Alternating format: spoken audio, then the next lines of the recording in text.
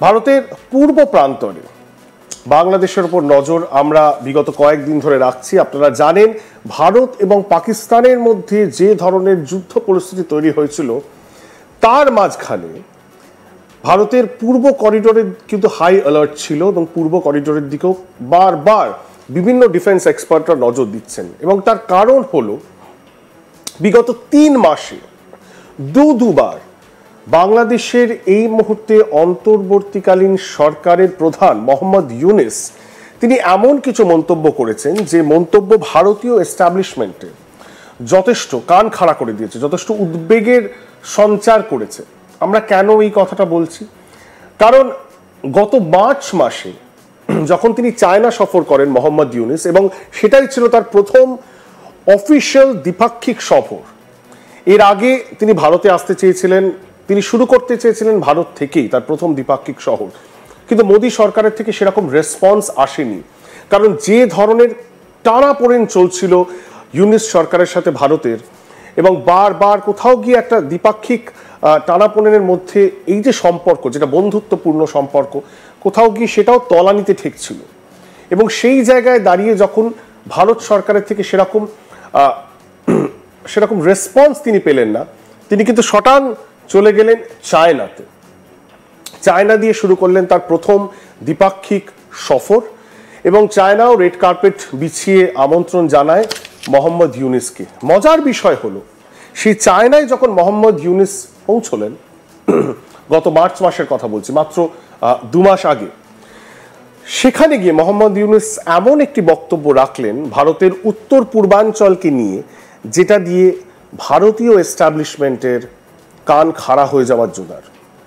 তিনি বললেন ভারতের যে 7টি উত্তর পূর্বাঞ্চলের রাজ্য রয়েছে, যেটিকে বলা হয় 7 সিস্টার্স, সেটি পুরোপুরি ল্যান্ডলকড এবং তাদের সমুদ্রের সাথে কোনো যোগাযোগ নেই, এবং বে অফ বেঙ্গল সমুদ্রের সাথে যোগাযোগ স্থাপন করার একমাত্র একটি ভূখণ্ড রয়েছে যার নাম বাংলাদেশ। সুতরাং ভারতের উত্তর পূর্বে যদি সারা বিশ্বের সাথে যোগাযোগ করতে হয়, যেহেতু এই জায়গাটা পুরোটা ল্যান্ডলকড, তাই বাংলাদেশ তার অবস্থান খুবই স্ট্র্যাটেজিক, এই কথাটা তিনি বললেন।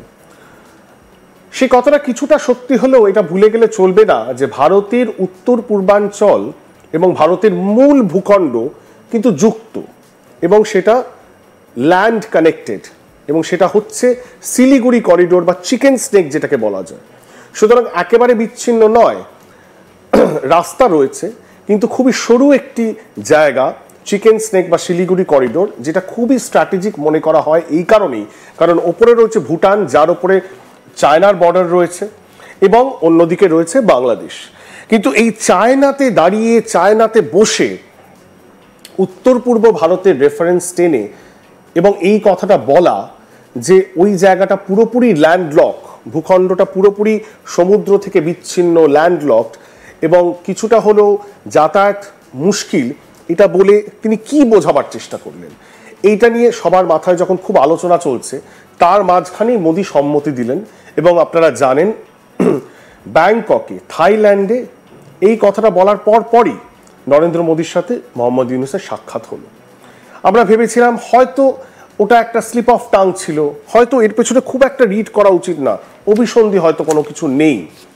কিন্তু মজার বিষয়, এই সপ্তাহে মাত্র 2 দিন আগে আরেকবার ওই একই মন্তব্য করে বসলেন মোহাম্মদ ইউনূস। এবার তিনি করলেন নিজের দেশের মাটিতে, চট্টগ্রামের যে বন্দর, সেই বন্দর পর্যবেক্ষণ করতে গিয়ে মোহাম্মদ ইউনূস আবার ওই একই কথা বললেন, এবং এক স্টেপ এগিয়ে এবার তিনি বলছেন ভারতীয় ভূখণ্ড কোনো রেফারেন্স তিনি টানছেন না, ভারতবর্ষের কোনো রেফারেন্স টানছেন না, তিনি শুধুমাত্র 7 সিস্টার্সের কথা বলছেন, তিনি শুধু 7 সিস্টার্সের রেফারেন্স টানছেন, এবং তার সঙ্গে বাকি যে ভারতের পার্শ্ববর্তী দেশগুলি রয়েছে, যেমন নেপাল, যেমন ভুটান, সেইগুলির কথা বলছেন, এবং বলছেন নেপাল, ভুটান এবং ভারতের 7 সিস্টার্স, যদিও ভারত শব্দটি তিনি ব্যবহার করছেন না, শুধু 7 সিস্টার্স বলছেন।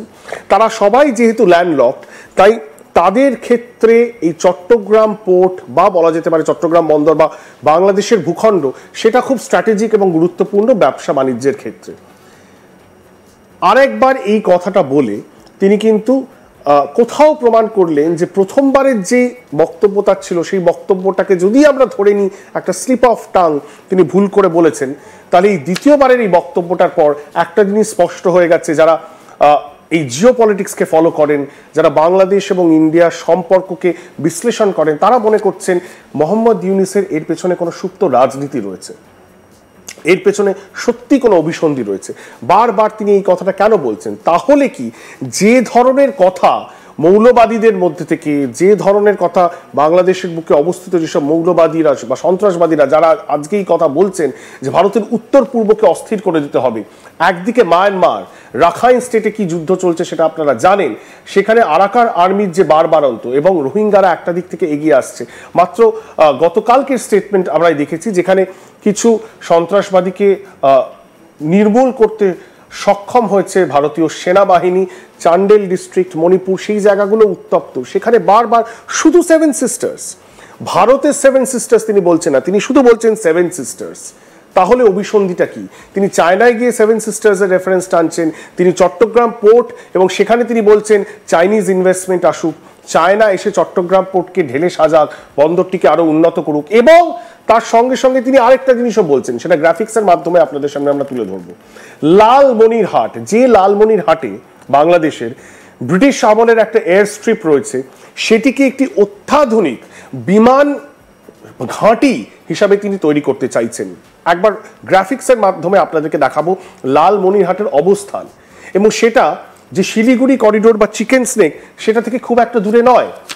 এবং বাংলাদেশ এই মুহূর্তে চাইছে, মোহাম্মদ ইউনূসের সরকার এই মুহূর্তে চাইছে এই লালমনিরহাটে একটি বিমান ঘাঁটি, অত্যাধুনিক বিমান ঘাঁটি তৈরি হোক, সেটাকে ডেভেলপ করা হোক, এবং সেখানেও তিনি চায়নাকে আহ্বান জানাচ্ছেন।